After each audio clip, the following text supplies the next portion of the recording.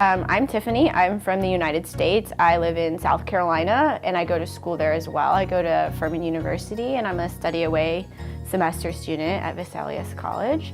I am a double major. I major in music, so piano performance, and political science, which I'm currently studying here. I also intern at the European Parliament for MEP Barbara Matera from Italy. So it's a little bit of balancing work and school, and this is my first time in Belgium. So my school has been coming to Belgium for years, and so they always have meetings at school before they send the students over, and we have meetings from former students who've been on the trip, and they tell us what was their favorite part and what to be prepared for. So that was really useful, getting advice from students who'd done the internship school kind of balance, which I thought was going to be the hardest part. So I also saved up money to come to Europe because that was also a way to prepare for not being broke and unhappy. So just kind of listening to past people's advices and working hard this summer and studying up on European politics is how I prepared to come to Belgium. So I think the biggest challenge that I've felt with Belgium that I haven't felt anywhere else I've lived in my life is that there wasn't a particular Belgian culture, immediate Belgian culture you could grasp upon. So I studied in Italy last year, and Italian culture is very Italian. You can just identify it anywhere. The trains never run on time, the people are always happy, drinking wine, it's great.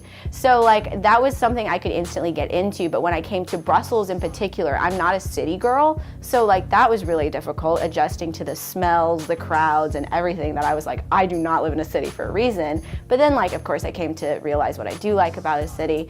But the hardest part was I don't speak French, and I'm not learning French in a classroom setting because it doesn't fit in my schedule. So it just made it harder to fit in with people because I couldn't necessarily do what they were doing because I wasn't sure what they were doing. Because I was okay, this is city culture, but what is Belgian culture?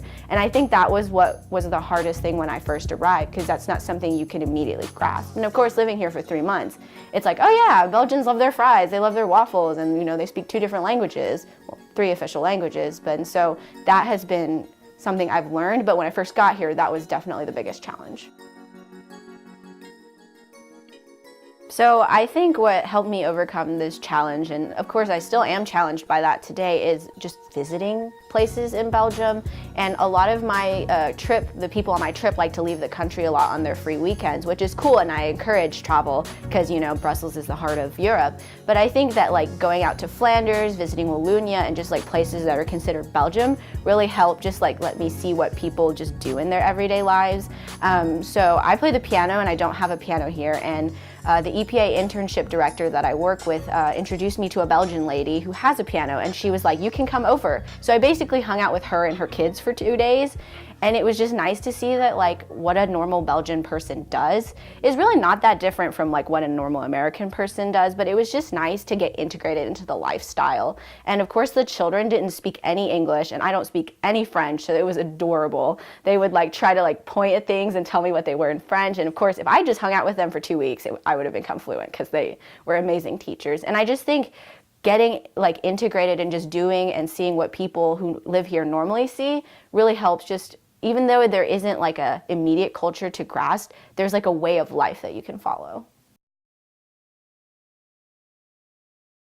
I think maybe one of the happiest things I've discovered was how political Brussels is. I live in South Carolina, and that's definitely not a political center. And this might just be my perception of Brussels, but I really do appreciate having the chance to work at the EU and see all of its institutions within Brussels and how that impacts Europe as a whole. Because as a political science major, the biggest opportunity you get in the United States is DC. And I don't live anywhere close to DC, and DC is very homogenous. We're all Americans. And whereas in Europe, I just love that mix of people. People in European Parliament down the hall speak Maltese it's so different. It's incredible. And I just really like that political mix that the European Union invites to Brussels. So I kind of mentioned earlier my struggles with integrating into Belgium. Now I've kind of settled into a nice routine. Every Monday I do the same thing. Every Thursday I leave for another country and go travel. So it's kind of become normal, and I really, really like that because I've never lived in a city before, and so this has been a pretty good just start experience for cities. So in case I get a job in an even bigger city or like a not as nice city, you know, I'm prepared for it. And I think that even though I was a bit shocked by Belgian like life and city life at first, I definitely know I can integrate in.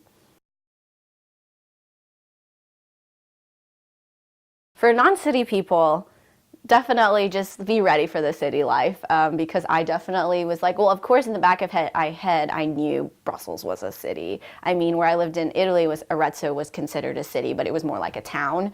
So I don't know what I was expecting when I got here, but then I saw all the people and then just the mess of public transportation and everything, and I was immediately overwhelmed.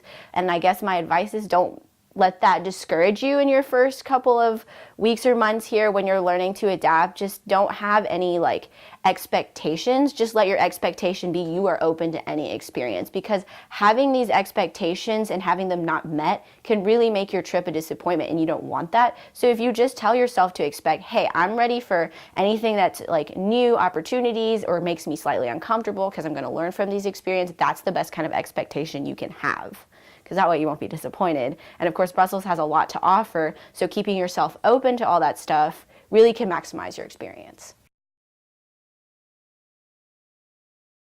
In all honesty, a little bit happy just because I'm ready to go home, but I think I will miss the fries, definitely, and I'll miss the mix of people around. I live in a very homogenous state, even though we do have more African Americans in our state than places up north. I still feel like we're very American everywhere, and I think I'm going to miss the most about Brussels the mix. I can walk down the street and hear like 7 different languages that aren't French, and I'm going to miss the Flemish people. They're so nice. I am excited to go home because my family is there, my home institution is there, my friends are there, but I think the Belgian experience is definitely something I'm going to remember for a very long time.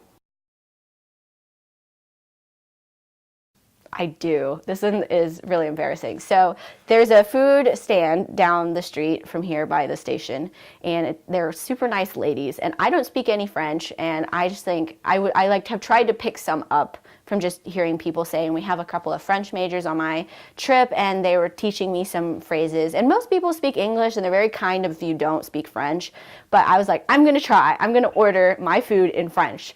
So they have, and I'm a vegetarian, and they have veggie hot dogs at the stand, so I like went up, and I was like, I would like a veggie hot dog in French. I was so proud of myself, and she just looked at me, and she said something, and I think it was along the lines of, we don't have veggie hot dogs, and I just stared at her and went,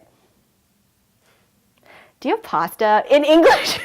And she was like, yes, we do. And I was like, oh, man, I was so embarrassing at that point. I don't know what, she was like super nice about it, but I was so happy I had ordered in French, and it just didn't happen. So, I mean, don't be afraid to make mistakes like that, because that's the only reason you're going to learn. Plus, you're going to have a lot of really funny stories to tell people. But just, you know, trying is what matters. So that's my silly little story. And that's happened more than once.